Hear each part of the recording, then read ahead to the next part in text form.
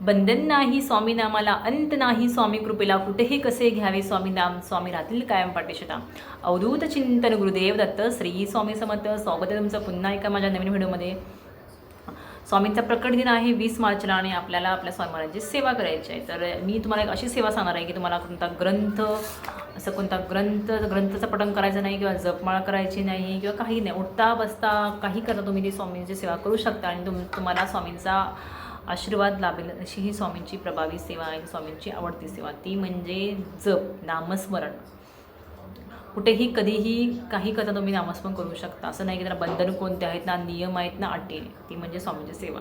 ती स्वामींची सेवा म्हणजे नामस्मरण. तुम्ही ना फक्त श्री स्वामी समर्थ, श्री स्वामी समर्थ किंवा जय जय स्वामी समर्थ, दिगंबरा दिगंबरा, श्रीपाद वल्लभ दिगंबरा, ओम श्री स्वामी समर्थाय नमः, हे जरी मंत्र जर तुम्ही दिवसभर जपत राहिला तर खरंच स्वामींच्या प्रकट दिनापर्यंत ही एक खूप मोठी आणि प्रभावी सेवा तुमच्याकडून घडेल. कारण ही नामस्मरण ही अशी सेवा आहे ना, त्याला कोणती अटी नाहीत, कोणते नियम नाहीत किंवा कोणते बंधन नाही किंवा कोणता ग्रंथ वाचायचा किंवा एका जागी तुम्हाला बसायचं नाही.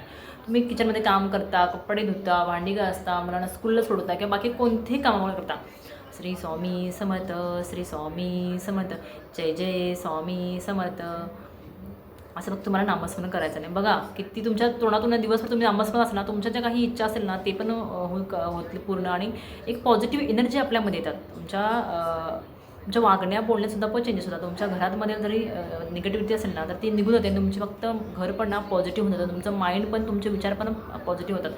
कारण आपण म्हणतो ना श्री स्वामी समर्थ, श्री स्वामी समर्थ, श्री स्वामी समर्थ. घरात आपलं फक्त श्री स्वामी समर्थाचा जप चालू असतं, नामस्मरण चालू असतं. जे तुमचे लहान मुलं आहेत, तुमचे मोठे जे घरात आहेत त्यांच्या पण कानामध्ये ते पडतं ॲटोमॅटिक.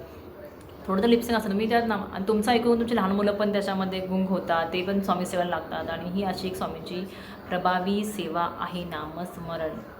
त्याला कुठलं अटी नाहीत, कोणतं वयाचं बंधन नाही किंवा काहीच नाही.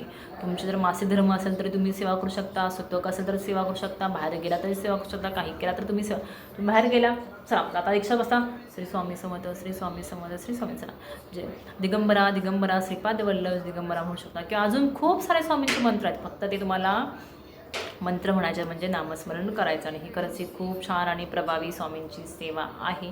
तुम्ही करून बघा, तुम्हाला खरंच नक्की याचा लाभ होईल. बाकी अजून आहेत तारक मंत्राची सेवा आहे. तुम्ही तारक मंत्राची सेवा करू शकता 11 दिवस. स्वामींचं श्री स्वामीचरित्र सारामृत सेवा करू शकता. खूप साऱ्या सेवा आहेत. पण जर तुम्हाला ह्या कोणत्याही सेवा करायच्या नाही, तुम्हाला कुठे बाहेर जाणार असाल, तुमच्या अडीअडचणी असतील किंवा काही काम असेल किंवा मध्येच लग्न येणार असेल किंवा तुम्हाला कुठे जायचं असेल तर तुम्ही फक्त नामस्मरण करू शकता. आणि ही खरंच खूप छान अशी स्वामींची सेवा आहे.